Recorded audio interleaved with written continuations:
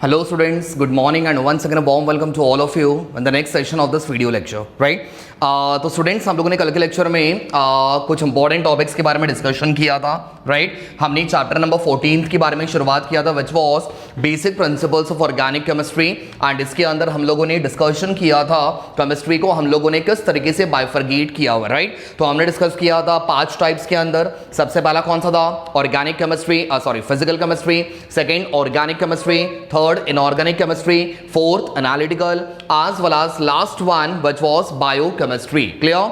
फिर उसके बाद हमने डिस्कशन किया था इंपॉर्टेंस ऑफ ऑर्गेनिक केमिस्ट्री, जहां पे मैंने आपको बताया था ऑर्गेनिक केमिस्ट्री का इंपॉर्टेंस कहां पे होता है, इस चीज के बारे में भी हम लोगों ने कल के लेक्चर में डिस्कशन किया। Now in today's session we gonna have a discussion on the very important topic which comes for 2 marks in your examinations, that is general characteristics of organic compound, right? अब जब आप organic chemistry के बारे में deal कर रहे हो students, सारे बच्चों का ध्यान यहाँ पे, जब मैंने बोला हुआ है ऑर्गेनिक केमिस्ट्री तो मुझे बताओ यहाँ पे कंपाउंड भी कौन से होंगे? तो ऑर्गेनिक कंपाउंड्स होंगे, यस और नो? करेक्ट है।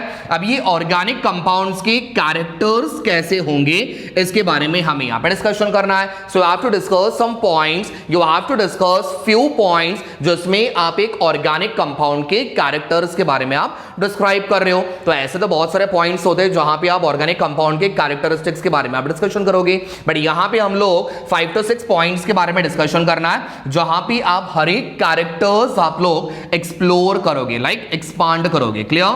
तो सबसे पहले कैरेक्टर के बारे में डिस्कशन करते हैं। The first one which is called as composition, right? The first type of character that is called as composition. अब composition इसका मतलब क्या हो जाएगा?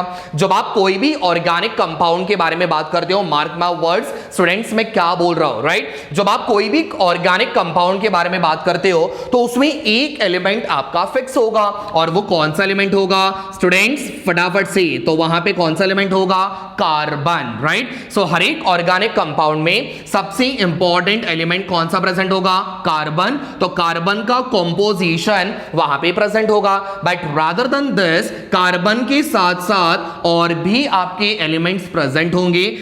माइट बी पॉसिबल नाइट्रोजन शायद आपका प्रेजेंट होगा, हाइड्रोजन शायद आपका प्रेजेंट होगा, oxygen and so on, right? तो यहां पे आपका एक एलिमेंट फिक्स प्रेजेंट होना चाहिए, that is carbon. Now along with this carbon के साथ कुछ और एलिमेंट्स भी प्रेजेंट होंगे, तो आपका नाइट्रोजन आ जाएगा, ऑक्सीजन आ जाएगा, हाइड्रोजन आ जाएंगे, phosphorus, sulphur, many of the elements are present, right? तो ये सारे एलिमेंट्स आपके कार्बन के साथ कंबाइंड वाले फॉर्म में प्रेजेंट होगा। से फॉर एग्जांपल, अगर मैंने एक एग्जांपल लिया हुआ है से 6H12O6, राइट? तो ये बन जाएगा मेरे पास एक कंपाउंड से 6H12O6। क्लियर है? अब इस कंपाउंड का नाम क्या बनेगा स्टूडेंट्स? तो ये बन जाएगा ग्लूकोज। क्लियर? समझ में आ गया? Now what is glucose? तो ग्लूकोज आपका एक ऑर्गेनिक कंपाउंड होगा। Is that clear? बात समझ में आ रही है? तो ग्लूकोज आपका क्या बन जाएगा? Organic compound. अगर मैंने पूछा ग्लूकोज का स्टूडेंट कंपोजिशन क्या है, तो आप मुझे बताओगे सर ग्लूकोज के स्ट्रक्चर में सबसे पहला एलिमेंट कौन प्रेजेंट है? Carbon, right? अब कार्बन तो प्रेजेंट होगा, क्यों? बिकॉज ये कौन सा कंपाउंड है? Organic compound, right? सेकंड हमारे पास यहां पे दिया हुआ है सर, हमारे पास एक और चीज यहां पे दिख रही है, ध्यान से देखना बेटा, हाइड्रोजन एक और एलिमेंट यहां पे दिख रहा है, एंड तीसरा मेरे पास यहां पे दिया हुआ है which is oxygen. So this is the composition of glucose which is an organic compound, right? तो पहले कैरेक्टर के बारे में हमने डिस्कशन किया, that was composition. Let's move on to the next one. Second character के बारे में डिस्कशन करेंगे, that is types of linkage, right? तो सेकेंड हमारे पास यहां पे कैरेक्टर दिया हुआ है which is called as types of linkage, right? अच्छा स्टूडेंट्स फटाफट से रिकलेक्ट करना, लिंकेज का मतलब हमने क्या डिस्कस किया था 10th स्टैंडर्ड में? आपका एक चैप्टर था carbon and its compound. Linkage का मतलब होता है formation of a bond, yes और नो? लिंकेज का मतलब होता है formation of a bond between two elements, correct है? तो जब आप दो एलिमेंट्स लेते हो, ये दोनों एलिमेंट्स को अगर मुझे ज्वाइंट करना है तो इनके बीच में आप ये जो बॉन्ड देख पा रहे हो, ये वाला जो बॉन्ड है, this is exactly what we called as linkage. और हमने 10th में दो लिंकेज के बारे में डिस्कशन किया था. The first one which was ionic bond या फिर ionic linkage and second which is called as covalent bond या फिर कोवालेंट लिंकेज. क्लियर? ये हमने 10th स्टैंडर्ड में डिस्कशन किया था. ठीक है, तो यहां पे क्या होता है, यहां पे आपके दो लिंकेज के बारे में आपको डिस्कस करना है. दोनों में से कोई भी एक प्रेजेंट होगा, either it may be ionic और इट मे बी कोवालेंट. तो यहां पे जब आप ऑर्गेनिक कंपाउंड के बारे में बात करते हो, सो यहां पे स्टूडेंट्स याद रखना, most of the organic compound, ज्यादा से ज्यादा ऑर्गेनिक कंपाउंड आपके कौन सी टाइप ऑफ लिंकेज से कनेक्टेड होते हैं? So they have a covalent linkage और we can called it as a covalent bond. Clear? समझ में आ गया? तो ज्यादा से ज्यादा आपके ऑर्गेनिक कंपाउंड जो होता है ये सारे के सारे कोवैलेंट बॉन्ड या फिर कोवैलेंट लिंकेज से जुड़े हुए रहते हैं. से फॉर एग्जांपल एक सिंपल सा एग्जांपल लेते हैं. मान के चलते हैं मैंने यहां पे लिया हुआ है CH4. स्टूडेंट्स एग्जांपल के साथ मैं आपको बता रहा हूं, राइट? तो मेरे पास यहां पे दिया हुआ है CH4. मुझे बताना सेंटर में कौन आ गया? कार्बन आ गया सर. हाइड्रोजन हमारे पास कितनी बार है? 4 बार है. तो एक यहां पे आ जाएगा, one more, this one and last one, right? तो यहां पे हर एक कार्बन के बीच में, हर एक कार्बन और हाइड्रोजन के बीच में आपके पास एक सिंगल बॉन्ड का फॉर्मेशन हो रहा है. अब ये बॉन्ड को हम लोग क्या बोलेंगे?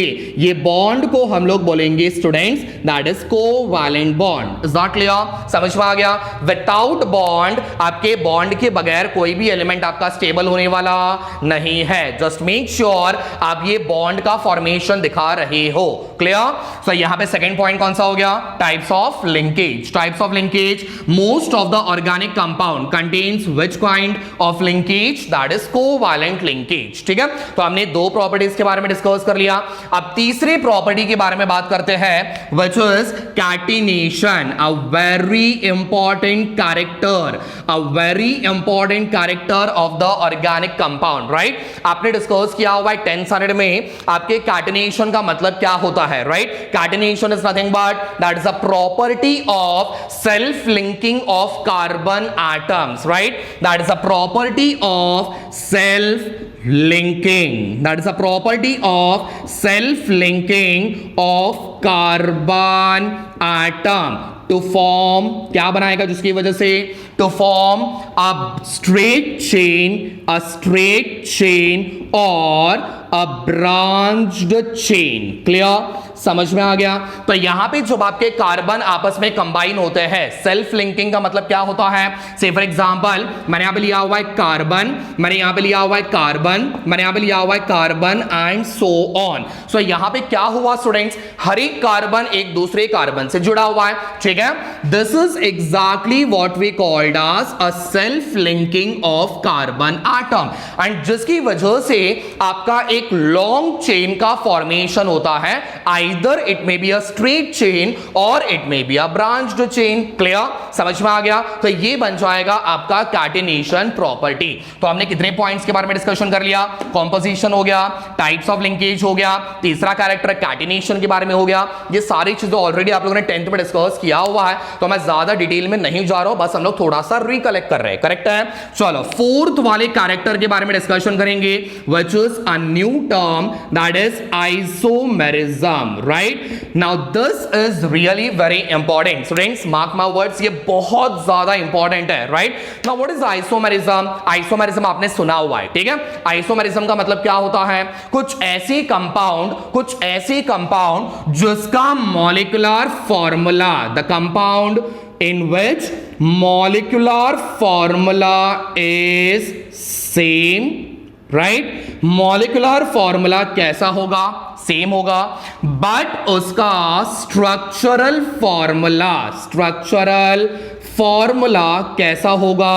So that is different. Right? So molecular formula is same but structural formula is different. So that is exactly what we called as isomerism. ठीक है, समझ में आ गया? तो स्टूडेंट्स बस दो वर्ड याद रखो. पहला वर्ड मॉलिक्यूलर फॉर्मूला, दूसरा word structural formula.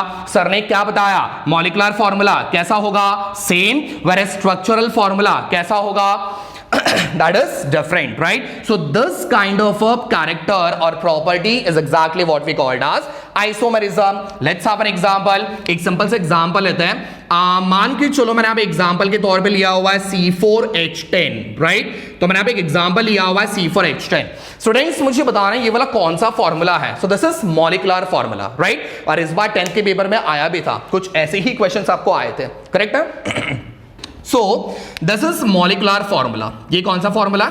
Molecular formula. Clear? चलो अब इसमें से हम कितने स्ट्रक्चर्स बना सकते हैं वो देखते हैं। चलो पहला स्ट्रक्चर बनेगा, ठीक है, CH3 CH2 CH2 CH3।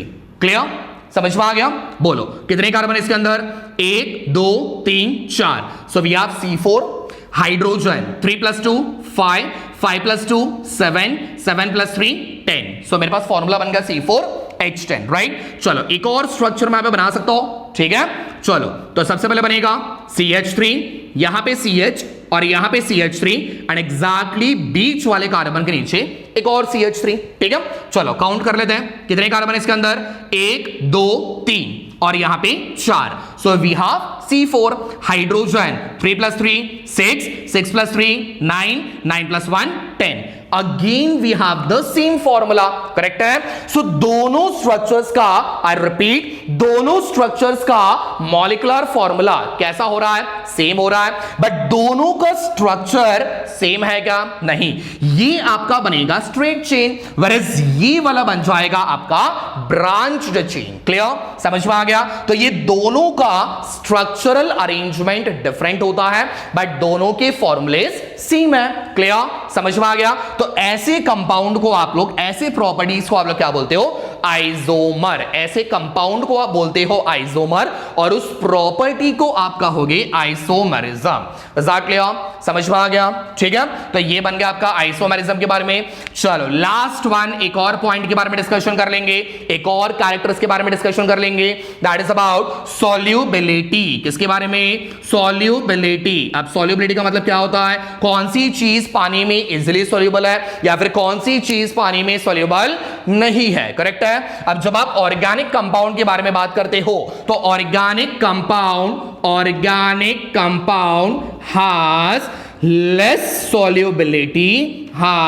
less solubility in water। तो ऑर्गेनिक कंपाउंड आपके पानी में बहुत ही कम सॉल्युबल होते हैं, whereas, ठीक है, but they are more soluble in organic solvent. ठीक है, तो आपके ऑर्गेनिक कंपाउंड जो होता है वो पानी में डिसॉल्व या फिर सॉल्युबल आसानी से नहीं होते या फिर उसकी सॉल्युबिलिटी बहुत ही कम होती है। बट जब आप उसी चीज को किसी ऑर्गेनिक सॉल्वेंट में, से फॉर एग्जांपल बेंजीन के अंदर, से फॉर एग्जांपल आपका ईथर के अंदर, तो इसमें डिसॉल्व जब आप कराते हो तो उसका सॉल्युबिलिटी ज्यादा होता है। ठीक है, बिकॉज ऑर्गेनिक कंपाउंड को डिसॉल्व करने के लिए आपको ऑर्गेनिक सॉल्वेंट की जरूरत होती है। कोई भी चीज अगर आपने ले लिया और उसको अगर आप पानी में डालते हो तो बेटा वो सॉल्युबल नहीं होता है। जैसे अगर आप ऑयल को पानी में डालोगे तो वो सॉल्युबल होगा क्या? नहीं होगा, बिकॉज ऑयल की प्रॉपर्टी डिफरेंट होती है और आपके वाटर की प्रॉपर्टी डिफरेंट होती है। तो ये दोनों एक दूसरे को क्या करेंगे? सो ये दोनों एक दूसरे को रिपेल करते हैं और एक दूसरे के साथ डिफरेंट लेयर का फॉर्मेशन करते हैं। सो इसी तरीके से आपके सॉल्युबिलिटी में भी कुछ कहानी वैसी ही होती है। क्लियर? समझ में आ गया? So this are the properties और the characters of the organic compound, right? तो पहले डिस्कशन किया कंपोजिशन, सेकंड डिस्कशन किया types of linkage, third catenation, fourth isomerism and fifth solubility, right? अच्छा, आज का एक आपको मैं क्वेश्चन पूछ रहा हूं, आपने मुझे वीडियो देखने के बाद तुरंत आपके कमेंट सेक्शन में, कल के लेक्चर में, कल के वीडियो सेशन में बहुत सारे बच्चों ने कमेंट्स किया हुआ है कि सर इसका हमने फाइंड आउट किया हुआ, राइट? कल मैंने एक आपको असाइनमेंट दिया था, ठीक है? तो वो बहुत सारे बच्चों ने रिप्लाई किया हुआ है, पर्सनल मैसेज पे भी किया हुआ है, ठीक है? तो मुझे बहुत अच्छा लगा, आप वीडियोस देख रहे हो, ठीक है? तो इसी तरीके से आज के सेशन में मैं क्वेश्चन पूछने जा रहा हूं। हमने 5 कैरेक्टर्स के बारे में डिस्कस किया, राइट? अब इसमें से आप एक पॉइंट के बारे में, एक कैरेक्टर के बारे में मैं आपको पूछ रहा हूं, आप इसका आंसर मुझे बताओगे, ठीक है। तो ऑर्गेनिक कंपाउंड का melting point and boiling point कैसा होगा, राइट। सो melting point and boiling point आपके ऑर्गेनिक कंपाउंड का कैसा होगा, that you have to find, ठीक है। ज्यादा होगा, melting and boiling point higher होगा कि लोअर होगा, ये आप लोगों ने फाइंड करना है। और प्लीज कमेंट सेक्शन में आपके आंसर, जिसने भी वीडियो देखा रहेगा तो प्लीज आपको पता होगा तो आप आपके कमेंट सेक्शन में मेंशन कर दो कि melting as well as boiling point organic solvents के कैसे होंगे, राइट। तो आज हम लोग इस टॉपिक को यहीं पे कंप्लीट करेंगे। नेक्स्ट वाले सेशन में हम डिस्कस करने वाले हैं टाइप्स ऑफ कंपाउंड या फिर सब्सटेंस के बारे में। Thank you so much, stay tune for the next video.